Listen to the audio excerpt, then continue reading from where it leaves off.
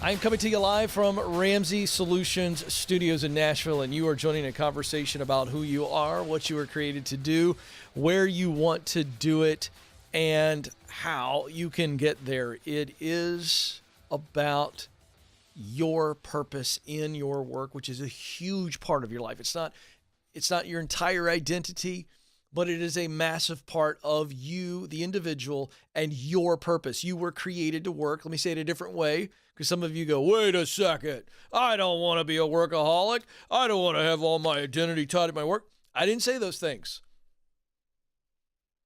But that's the way the world kind of looks at work.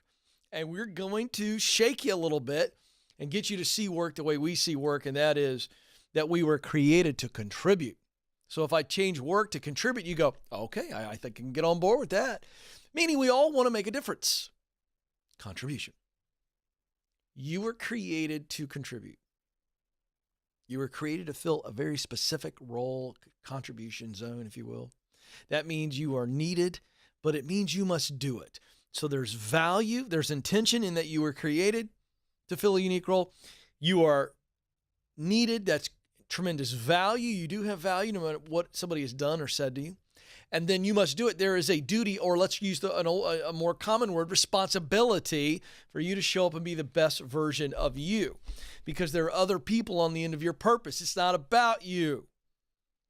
And so there are 7 stages to meaningful work. Get clear, get qualified, get connected, get started, get promoted, get the dream job, give yourself away. What stage are you in? We'll help you identify that and then move you along.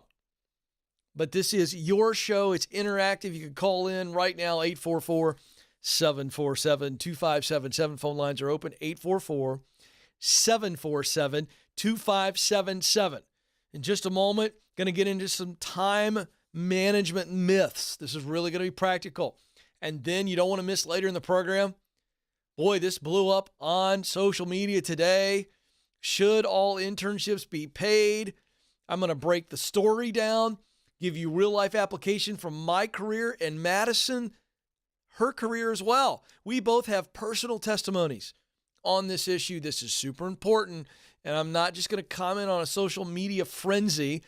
I'm going to give you practical truth so that you can grow. All that, plus your calls. Let's go. So, great article from Fast Company I want to touch on briefly. 3 time management myths that are messing with your productivity. I love these articles for me and for you. I'm not naturally a very gifted, organized person. I'm just not gifted with organization. I'm just not. It's not a talent. It's a struggle for me. But I have learned my own time management techniques and routines.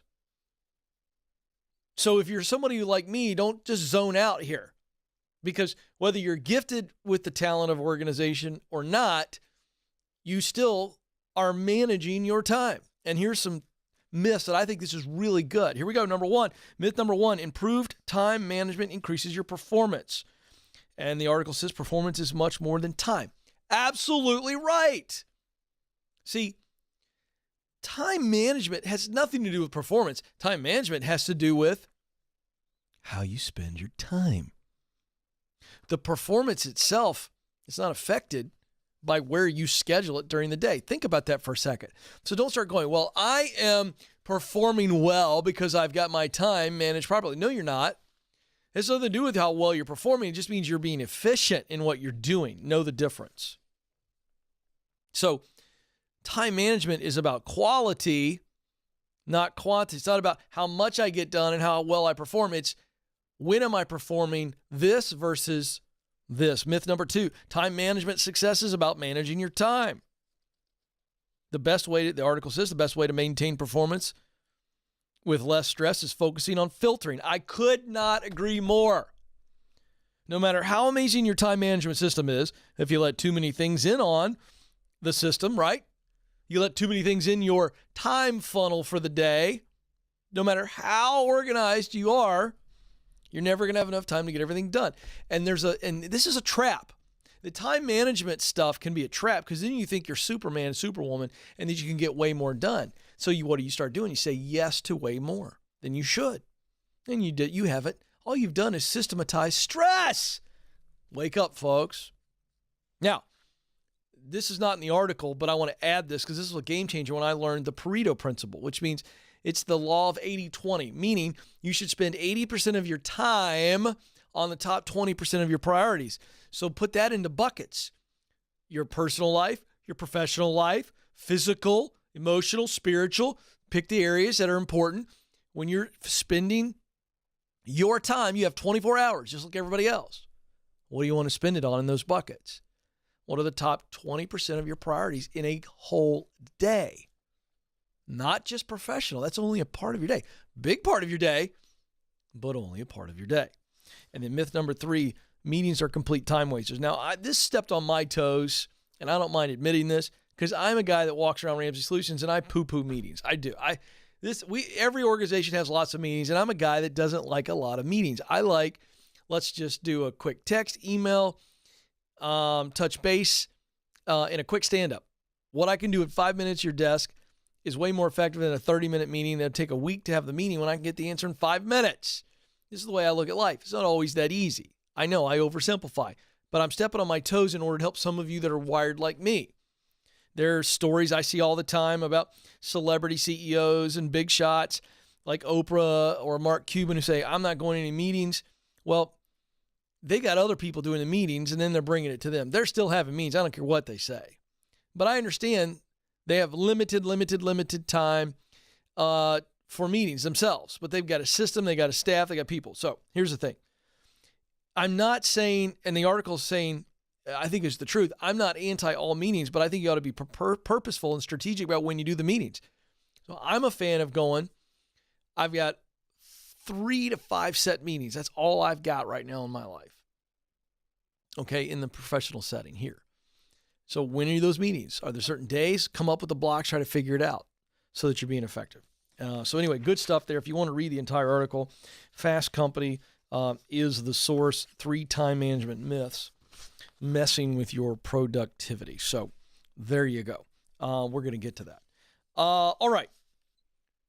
So we're going to get to the phones, but again, I am really fired up, and we're debuting a new segment today called In the News. That's coming up, and I'm going to take on a current story. I mean, it's hot today in social media, and I got to tell you, there's some real controversy surrounding it, and it shouldn't be controversial. It's not political, so don't get nervous. We're going to take on this issue of should internships be paid? There's a lot of people, Trevor, Nathan, Joe, and Madison, that believe every internship should be paid. It is a human rights violation for you to work for free for a company under the guise of an internship. That is wrong. Okay.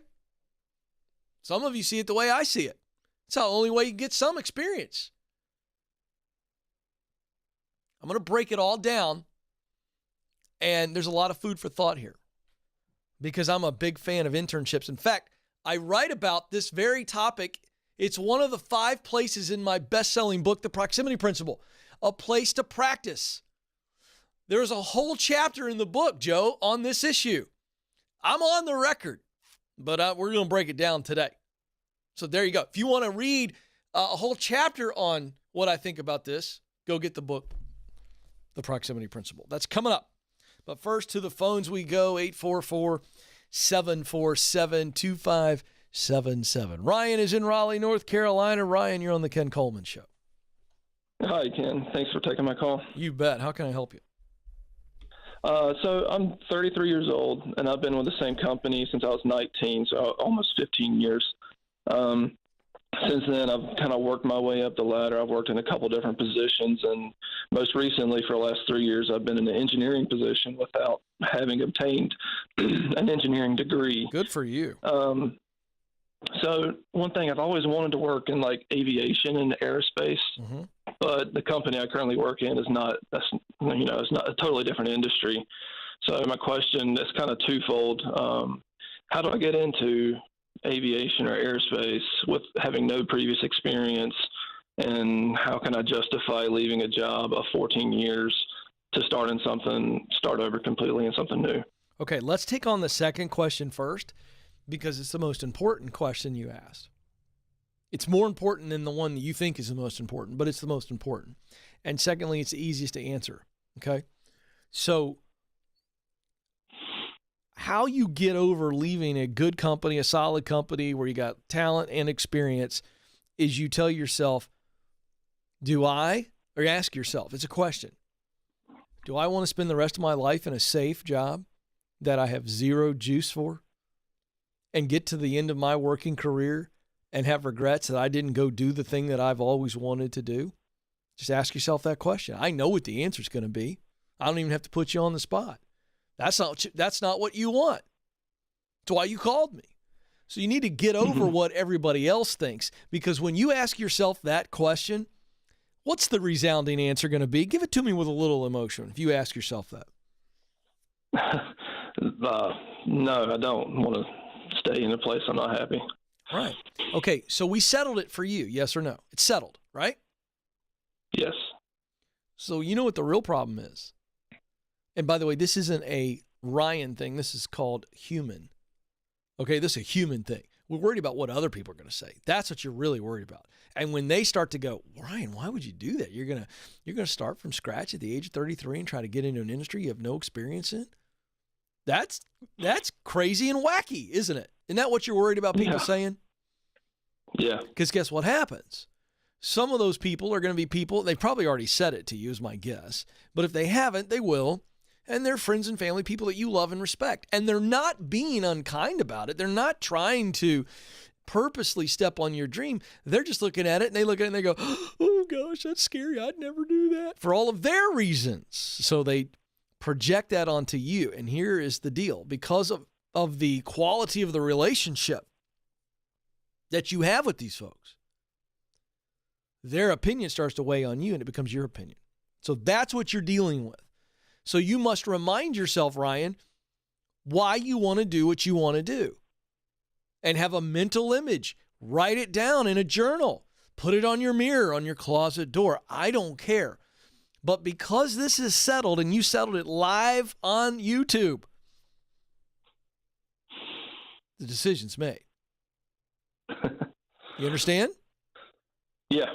Yeah, I'm not saying like, I'm not, you could go and look into this deal and go, you know what? I thought it was aviation. It's not. So I'm not saying it's in concrete at this moment is exactly what the path is. We're going to figure that. But my point is, you don't love what you're doing and you want to find what that is. We think it's aviation or aerospace industry. But my point is, you've made the decision to pursue what you love to do. That's been settled.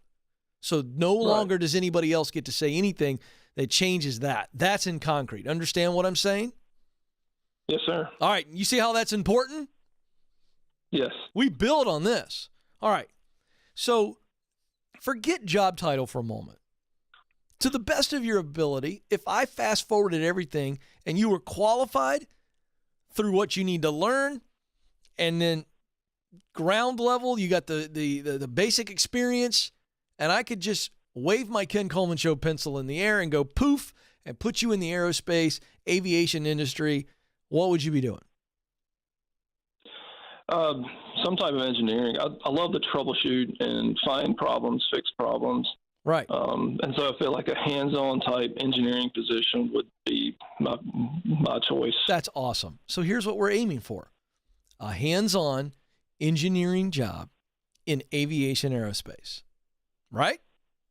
Right. That's pretty darn simple, isn't it? Now we could actually go online, talk to people in the aerospace aviation industries, and find out what hands-on engineering jobs, what do they look like?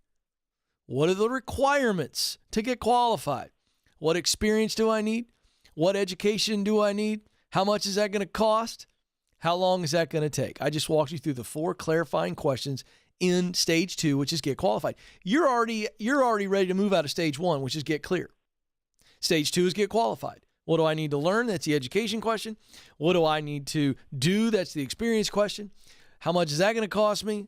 That's the economic question. How long is that going to take? The expectation question. You tracking with me so far? Yeah. You get the answers to those questions, it's no longer this big, foggy path you're looking at. It starts to get clear, doesn't it? Yeah. Yeah. So, Ryan, you can get answers to those questions.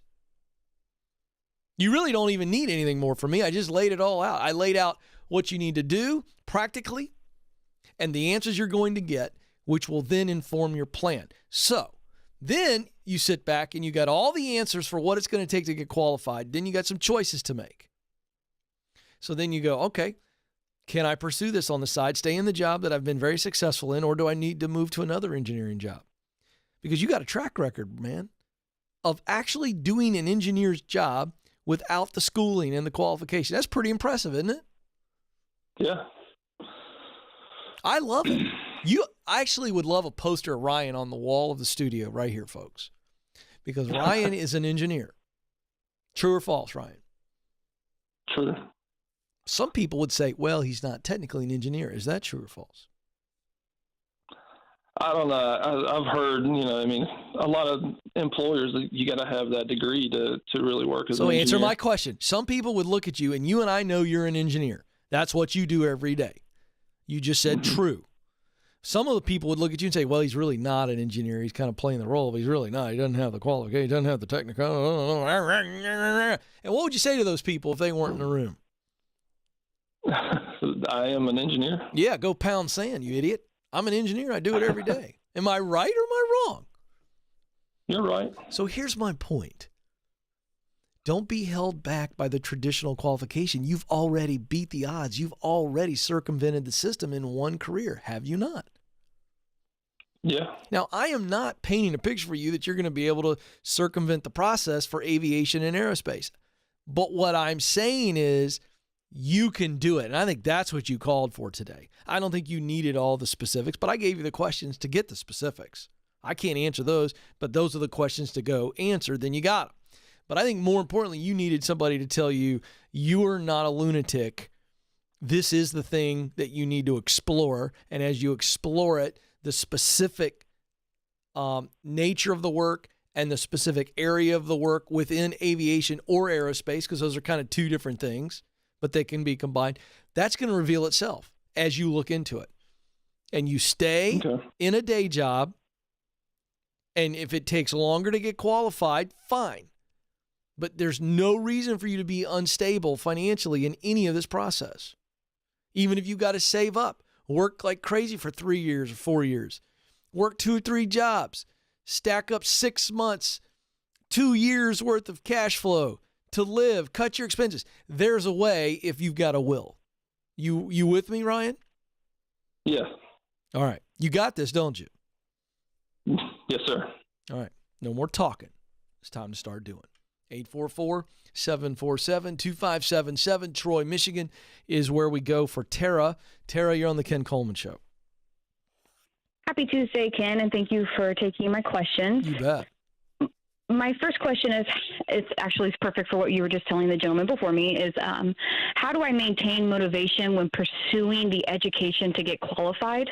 My husband and I were in baby step 6, and we're paying for one class at a time. And what I'm finding is my patience is swaying because I'm on a 5-year plan, and I'm 1 year into it. Yep. You're normal. You're actually a rock star.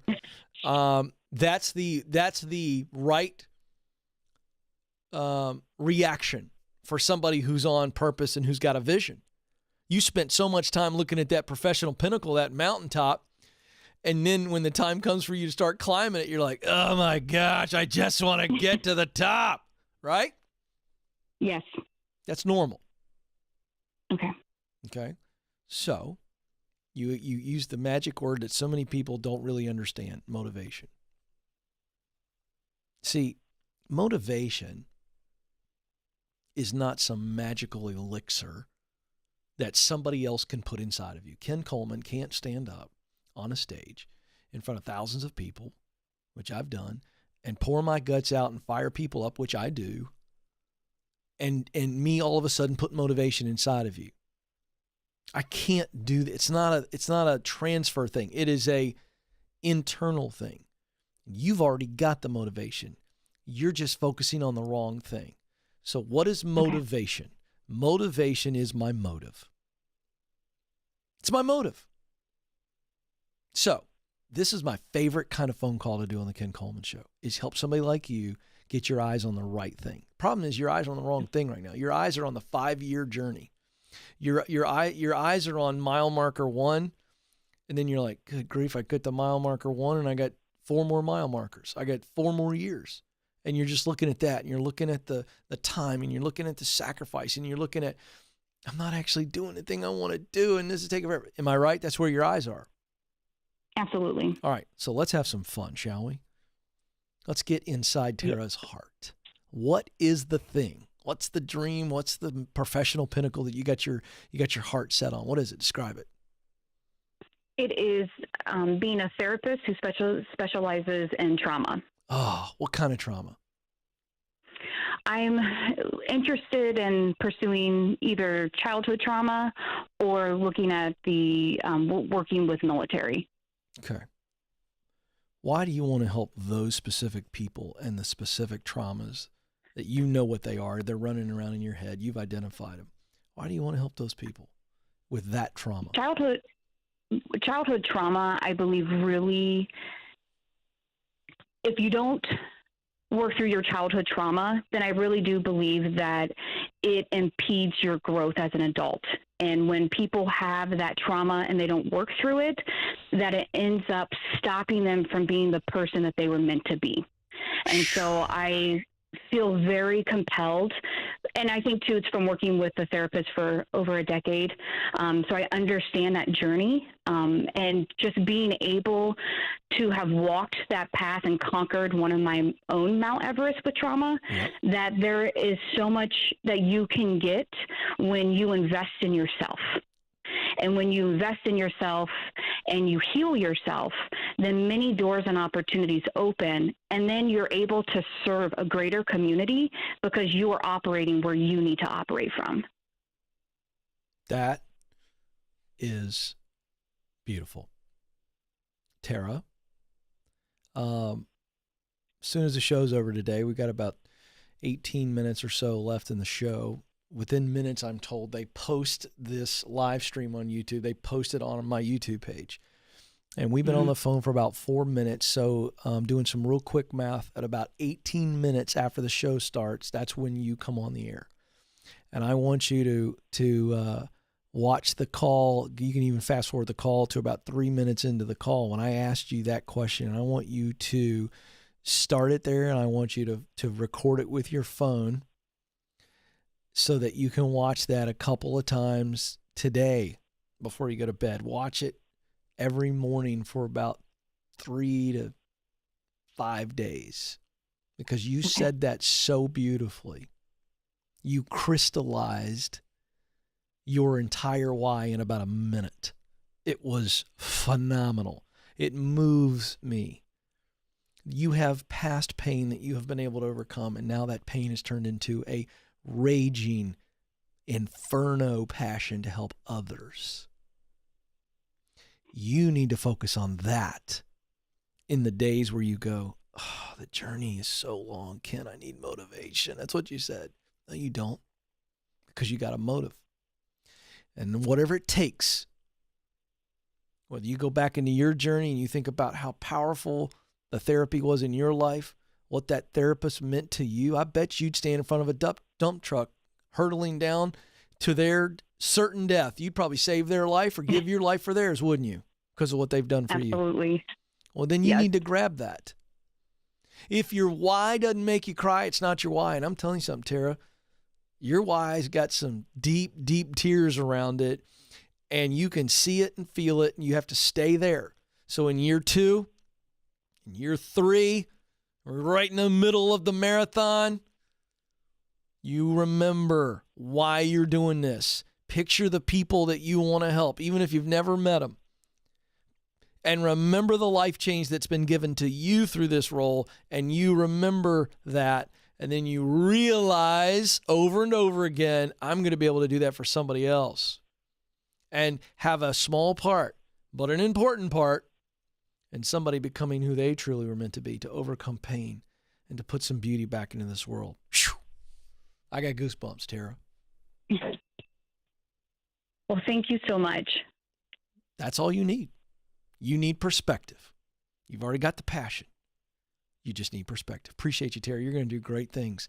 I want you to call the show. I want you to promise me, because I'm going to still be here, keeping on, unless my Creator takes me home. Well, I want you to call the show 5 years from now, And I'm going to spend several minutes. I want to just have you share your story. And we'll do a dream scream and celebrate when you step into this. But I want you to call the show and share your story whenever that is. You hear me? Yes, will do. Thank you. Tara, you're awesome. Oh, that's why we do the show right there, Joe. All right, quick break. When we come back, I'm going to take on what is a current event that's blowing up on social media. We'll do it in the news segment, and we're taking on the question, should all internships be paid? Don't move. This is the Ken Coleman Show.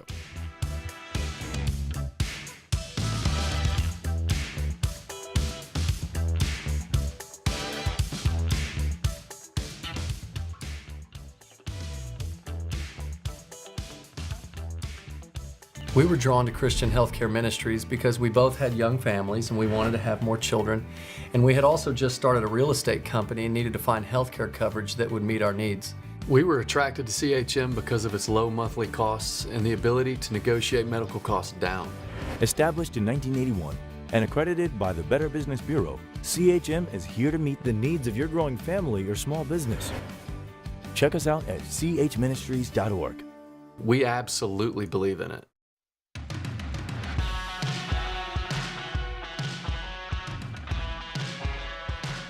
Welcome back to the Ken Coleman Show. Part counselor, part coach, part cheerleader. That's what you get in every phone call. It's one of the few places I know of in the world where you can get on a phone call right now. Phone line's still open, 844-747-2577. We'll get another call in here. If I don't rant too much on this next topic. Oh, boy. This is really fresh here. But hey, if you're new to the program and you enjoy the show, give us a thumbs up right below the video window. Subscribe if you haven't, and share the show if you feel like it is equipping you or can equip or encourage someone else. And again, I'm your guy. I'm telling you, they charge you the big bucks out there. I'd charge you the big bucks if you wanted an hour with me. You get 5 to 7, maybe 8 minutes if I'm feeling really generous on the call, but we're going to dig in and help you. So, 844-747-2577. Okay, it's time for a new segment in my undying devotion to be a man of the people. I was talking with the production team, Madison and Joe, and there's stuff happening all the time in the news that has a direct impact on you and your pursuit to work on purpose, to do meaningful work, to be the best version of you. And so we're going to pull it out. We're going to discuss it so that you know what to do with it, because it occurs to me, if you don't have the proper filter sometimes on things that are out on social media and the news, it can truly change your trajectory. I deal with that stuff all the time on the show. So here it is, the first installment of In the News. All right, NFL Network reporter Jane Slater is being dragged through the social media mud. You ready for this? For posting on Twitter about an unpaid internship opportunity. Yes, I want to make sure you get this.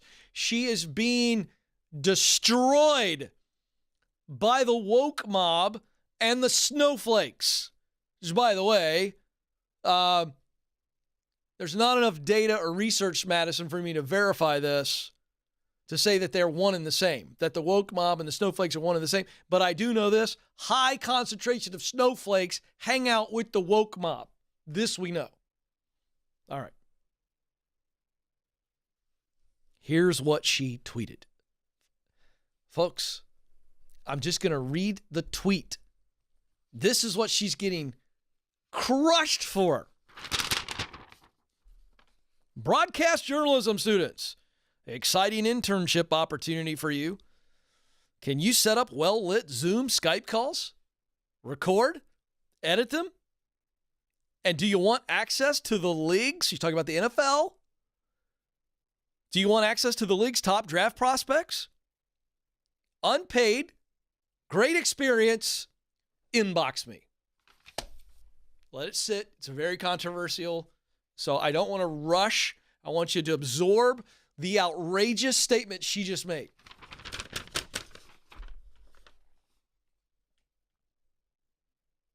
People read this tweet And the college students, I went and read the comments. It's a combination of college students that are in college about ready to come out, and then all the woke crusaders who want the world to know how much they care for the human race by saying ridiculous things that make zero sense, but they say it with a lot of spice. By the way, something I've learned about Twitter, if you are woke and you are offended, you can say anything any way you want to because you're outraged. And your outrage comes from a very good place. So you can cuss and say awful things and insinuate and assume awful things. As long as you're woke, as long as you're offended. Asterisk comes off. You know what I mean? It's like when I was growing up, my parents would say to me, if you can't say something nice, finish the sentence. Don't say anything at all? Don't say anything at all. The new parenting is assuming has been, if you can't say something nice, well, be violent. Be awful. Be devastating in your criticism. This is what it looks like on Twitter. All right. So they go bananas. Now, let me address this, okay? Because I'm not here to talk about woke people and snowflakes. Because you can just follow me on social media. I don't even respond to these people. I don't have time for it. All right. So, she's been attacked for suggesting that people who want to get into television and broadcasting take an unpaid internship. Jane has done nothing wrong. I take that back. She did one thing wrong. She actually engaged with these morons. She engaged in the comments and then came out and did another post with all these points about why what she said wasn't wrong. Now, I'm fully in support of Jane. Okay? In fact, I should have Jane on the show, Madison. Let's see if we can get Jane on the show and we'll talk about her actual journey. But here's the deal. I'm supporting her, but the only thing she did wrong is she engaged with all these pathetic whiners. So let's break this thing down. The gripe with Jane's statement and with any internship that's not paid, the gripe by the woke mob and the snowflakes is no one should stoop to the point of working for free. Have some dignity. It is unhuman. Well, wait a second. If that statement was true, I would agree. But this is not working for free. Let's flip this. Now, this is game changer for some of you folks out there. And if some of you are offended so far, that's okay. It's okay. Listen to what I'm saying. Listen to me. I'm going to help you get ahead. Don't look at an unpaid internship as working for free. Look at it as training for free. Hold on a second. Did anybody catch that? Your unpaid internship, change your perspective. It's not, I'm working for free. Someone's abusing me. No, you are training for free. They're training you. They're training you. Oh, let me add another thing that they're doing for you for free. They're connecting you. They're training you. And by virtue of training you in their facility with their cameras, their on-air talent, their big shot NFL guests, you are also connecting.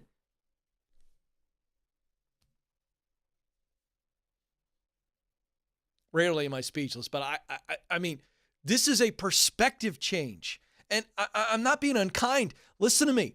I did this at 32 years of age. I walked into a sports talk station in Atlanta, Georgia. I had no broadcast journalism degree, still don't even have a degree. And I started interning. There wasn't even an internship. I just walked in and said, hey, 33-year-old guy, I think I might want to get into broadcasting. I've got a job, and I've got a job that's flexible, and so I could come in and work for free. I don't want any money. I said that. They didn't. I just want to do something to help so I can observe and learn and connect. And Joe, would you believe they were like, well, sure, man. Why? because I was willing, and because I was willing to work and not ask for money, I made some sacrifices in my life to do so. So what about the snowflakes that are going, well, I need money. Then go get a freaking job. And then in your off hours, find opportunities to volunteer or intern. This is not complicated, folks. So the perspective is, I'm not working for free. Come on, folks. You're not working for free. You're getting trained and connected on their dime. You should be grateful. Now, this is not a new topic for me. In 2019, gosh, I can't even believe it, Joe. Spring 2019, we launched the book, The Proximity Principle, which is all about connections. It's all about getting where you want to go. The Proximity Principle says in order to do what you want to do, you got to be around people that are doing it and in places where it's happening. And one of the 5 places I write about, because there's 5 people and 5 places that make up the guts of the book. And one of the places is a place to practice. And what did I write about in that chapter? Interning, volunteering. Uh-oh, here it goes, Joe. I'm going to get lit up on social media. Working for free. And I did it. Madison, the producer, Madison, let's tell these folks, turn the mic up. Where did you work for free early on in broadcasting, which is 50% of the reason why you got the job here? Tell folks. I did an internship with Rick and Bubba in Birmingham and then stayed on for longer to give myself a competitive edge. Kept working for free after the internship was over. Wait a second. You're telling me a millennial woman, you worked for free? I know. Crazy. Did you feel disrespected and devalued? Not at all. It was the best experience ever. Why? Why was it such a great experience? Because I was learning the industry, and it's, to your point, the reason I got the job here. How old are you, Madison? Tell folks. I am 26 years old. 26 years old. Female. Come on, woke mob, snowflakes. She just recently promoted to the producer of the Ken Coleman Show, nationally syndicated show. She started working for free. Madison, give people your perspective. When I say you're not working for free, you're getting trained for free, help them understand that. Yeah, it's Joe. You learned everything. Yeah, Joe put it best. It's an investment for your future. You're putting in the free work now so that you can get the job and move up and get paid later. So Madison walks into this building, and Joe and I and the team interviewed her. Joe's been doing radio for how long, Joe? Over 20 years. Over 20 years. She walked out of the room. You and I looked at each other, and I'm looking at, does she have the fit personality-wise? Does she have the skill sets, talent, passion, mission? She in her sweet spot. That's what I'm looking at. Joe's looking at the technical. Can she step in day one? Because Joe's pants were on fire. He was doing the job of 3 people. We needed somebody who could come in right away and didn't have a big learning curve. She stood out to you. We said there were 3 candidates that made it to me. That means they've been filtered through everybody else. 3 candidates. She was the by far winner because of all the things that I'm looking for. It was in her sweet spot, great personality fit for me and Joe and everybody else. But then the fact is we didn't have to train her. She'd already done it for free for Rick and Bubba, 2 crazy rednecks that have a nationally syndicated show. I mean, seriously. It's true. You may have had to learn a different set of knobs that look different than what you did before, but screening a call wasn't new to you. Nope. It's different software. Planning same job. a show, not new to you. You'd been there, observed it, watched it. Dealing with a wild, crazy personality, you had 2 of them. Bingo. So coming down to 1, it's like being on Club Med. Well, you're a lot sometimes, but. Fair point. Well played. Well played. And she's right, by the way. So, couple final things. If the woke mob and the snowflakes pressure the world, let's just talk about sports broadcasting because this is where this happened, into I'm not going to intern unless you pay me. Guess what happens? The opportunity to get trained, to get the experience you need, the opportunity to connect, to meet the people you need to meet. It's going away. I read this all the time. Internships program will go poof. The job isn't there yet, But the way to get discovered, the way to get experience, the way to get connected is through the unpaid internship or just volunteering and working for free a little bit. Forced pay for internships and volunteer opportunities means the opportunity goes away. There you go. It even rhymes. So what's my final challenge to those of you out there who you're going, okay, Ken, I'm not sure I 100% agree yet, but I understand what you're saying. Folks, I did it. Madison did it. There's story after story after story after story of someone sacrificing. So go get another job.